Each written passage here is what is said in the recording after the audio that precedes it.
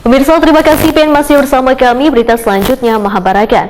Sebagai bentuk pertanggungjawaban atas kinerja Salawas tahun 2021 lalu, Bank Kalsel menggelar rapat umum pemegang saham tahunan untuk tahun buku 2021 RUPS luar biasa tahun 2022. Jelang tengah hari Sabtu 26 Februari 2022. Sebelatan pemegang saham sepakat menerima laporan pengawasan yang telah disampaikan oleh Dewan Komisaris Laporan Pertanggungjawaban Direksi.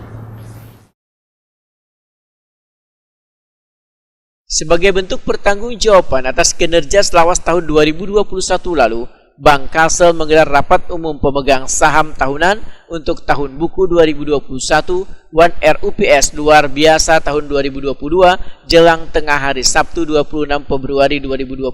Kegiatan yang dilaksanakan di Hotel Ratan Inn Banjarmasin ini dihadiri seberatan pemegang saham Bank Kalsel mulai dari Gubernur Provinsi Kalimantan Selatan, Wali Kota, Wan Bupati maupun perwakilan dari 13 pemerintah kabupaten kota se-Kalimantan Selatan. Dalam kegiatan ini, seberatan pemegang saham sepakat menerima laporan pengawasan yang telah disampaikan oleh Dewan Komisaris Laporan Pertanggungjawaban Direksi.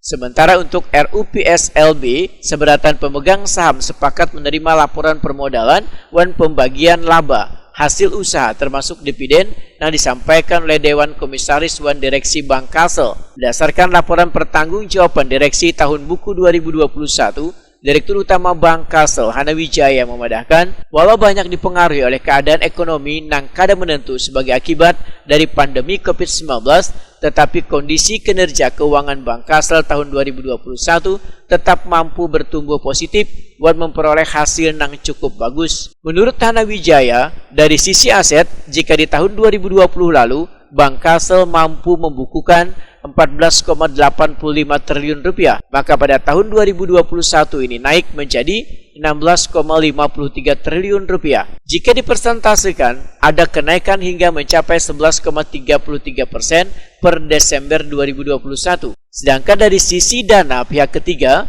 kinerja pertumbuhannya juga mengalami kenaikan hingga 11,69%. Jika tahun 2020 lalu DPK hanya mencapai 12,01 triliun rupiah, maka di tahun 2021 naik menjadi 13,42 triliun rupiah. Untuk kredit dan pembiayaan pada tahun 2021 mencapai 11,11 triliun rupiah dengan komposisi rangkaian modal kerja 1,63 triliun rupiah, kredit investasi 3,37 triliun rupiah, kredit konsumtif sebesar 6,11 triliun rupiah. Pertumbuhan positif ditunjukkan pada kinerja laba bersih atau setelah pajak yang menunjukkan hasil yang cukup baik apabila dibandingkan dengan tahun sebelumnya. Untuk kinerja laba bersih atau setelah pajak, nilai yang berhasil dibukukan adalah 219,25 miliar rupiah pada tahun 2021. Pencapaian tersebut tumbuh 11,58% dibandingkan realisasi tahun 2020 lalu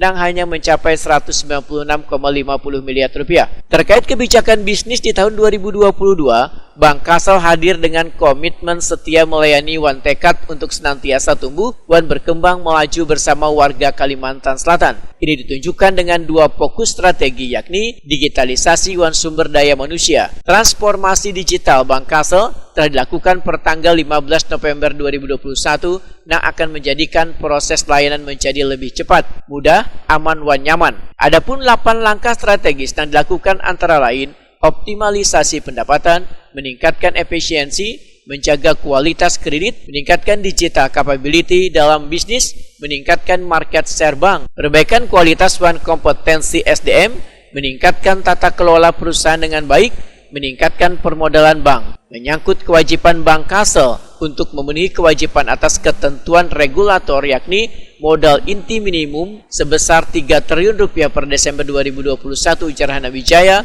Bank Kalsel berhasil mencatatkan modal inti sebesar 1,99 triliun rupiah.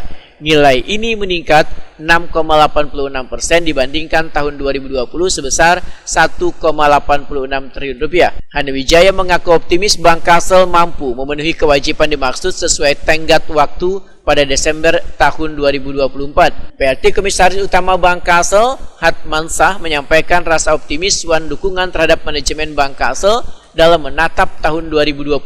Sementara itu, Gubernur Provinsi Kalimantan Selatan Sabiri Nur menambahkan, Bank Kalsel sebagai salah satu badan usaha milik pemerintah daerah diharapkan terus bertransformasi serta mampu meningkatkan skala kinerjaan bisnisnya, lebih mampu berdaya saing dan berkontribusi bagi perekonomian daerah, serta mampu memenuhi ekspektasi seluruh stakeholder. Sabiri Nur menyatakan yakin bila Bank Kalsel selalu berinovasi dalam upaya digitalisasi pelayanan perbankan dan manajemen pengolahan sumber daya manusia, lantaran sangat menentukan efektivitas proses bisnis yang diterapkan.